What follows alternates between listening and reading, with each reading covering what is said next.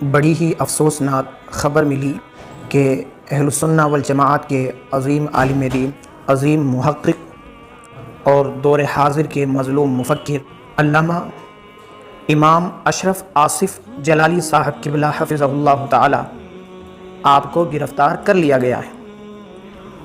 افسوس اس بات کا نہیں ہے کہ آپ کو گرفتار کیا ہے، گرفتاری تو پہلے بھی آپ کی کئی مرتبہ ہوئی ہے۔ آپ کو یاد ہوگا امام زین العابدین کو بیڑیا پہنائی گئی تھی، مگر کب؟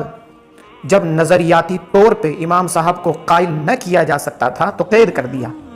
یہ کوئی پہلی بار نہیں ہوا ہے، حتیٰ کہ امام اعظم ابو حنیفہ کو جیل میں ڈالا گیا۔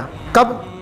جب آپ نے ظالم کو لاجواب کر دیا تھا، تو جب سامنے والے کے پاس جواب نہ تھا آپ کو جیل میں ڈال دیا گیا۔ یہ کوئی پہلی بار نہیں ہو رہا ہے میرے بھائیوں۔ امام احمد بن حنبل رحمہ اللہ تعالیٰ کو بھی قید کیا گیا، اور کب کیا گیا؟ جب علمی دلائل سے امام صاحب کا مقابلہ نہ کیا جا سکتا تھا، حتیٰ کہ آپ کو کوڑے بھی مارے گئے۔ تو میرے بھائی، اسی طرح آج دور حاضر میں ڈاکٹر اشرف آصف جلالی صاحب قبلہ کو گرفتار کیا گیا۔ کب؟ جب سارے کے سارے رافضی و نیم رافضی سب مل کر حضرت کی باتوں کا ایک مکمل جواب نہ دے سکے تو ان کو قید کروا دیا گیا۔ افسوس اس بات کا ہے۔ میں یہ کہنا چاہوں گا صرف کہ کسی کو گھبرانے کی ضرورت نہیں ہے۔ الحمدللہ ڈاکٹر جلالی نے اپنی گرفتاری سے پہلے ایوانان رافضیت میں اپنے سینکڑوں دلائل کے وہ بیانات سوشل میڈیا پر جاری کر دیے ہیں جن کا جواب رافضیت کے پاس صبح قیامت تک نہیں بن پائے گا۔ انشاءاللہ جواب ہے ہی نہیں۔ اور جو ہمارے علماء دین، خاص کر پیر سید عرفان شاہ قبلہ مشہدی، اللہ تعالیٰ رافضیوں سے ان کی حفاظت فرمائیں۔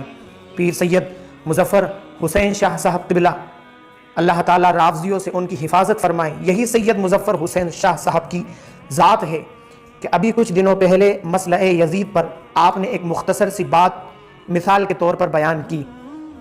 ہندوستان پاکستان میں بوال مچا، آپ نے اس پر وضاحت پیش کی، علماء اہل سنت نے اس وضاحت کو قبول کیا۔ لیکن حیرت اور افسوس کی بات ہے کہ ڈاکٹر جلالی کی وضاحت کو کوئی قبول ہی نہیں کرنا چاہ رہا ہے۔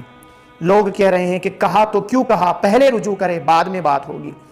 اور اسی سلسلے میں خود سید مظفر حسین شاہ صاحب بھی موجود ہیں، جن کے ساتھ گزشتہ دنوں میں وہی عمل ہوا تھا۔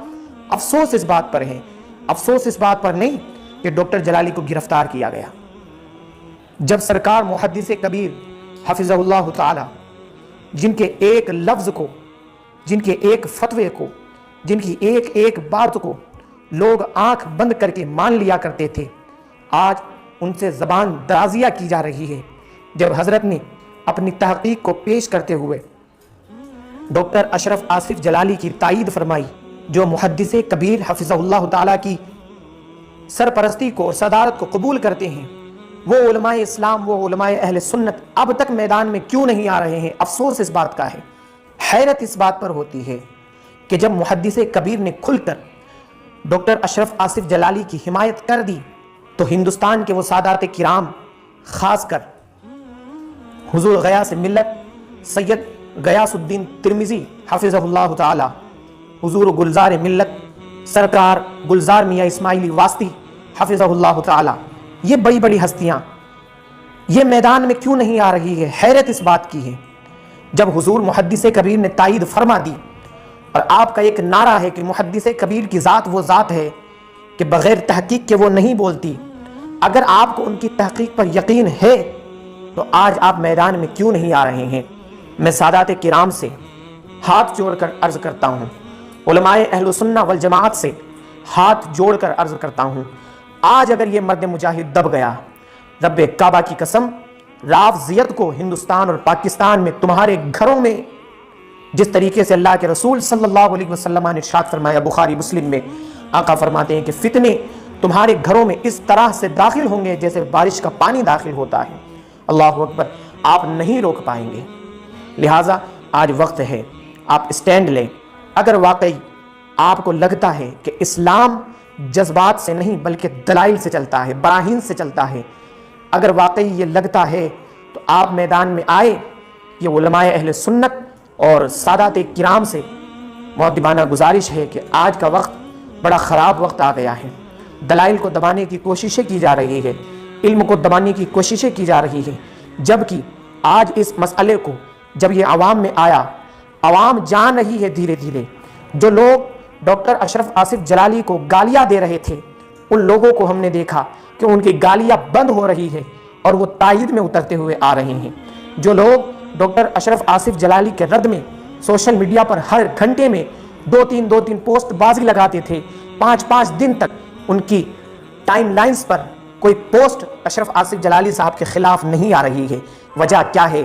وجہ یہ ہے کہ اسلام کا وتیرہ شروع سے رہا ہے کہ جیت ہمیشہ اور ہمیشہ دلائل و براہین کی ہوتی ہے۔ جذبات ایک محبت کا حصہ ہے، لیکن مذہب اسلام صرف محبت اور جذبات سے نہیں چلتا۔ اسلام میں جذبات بھی اسی وقت قبول کیا جاتا ہے کہ جب وہ دلائل اور براہین سے ملتے ہیں۔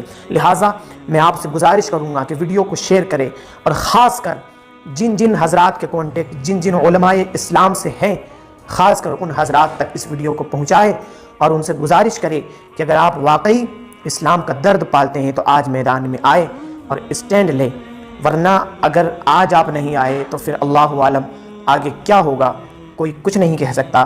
اللہ سبحانہ و تعالیٰ سبھی کو حق سمجھنے کی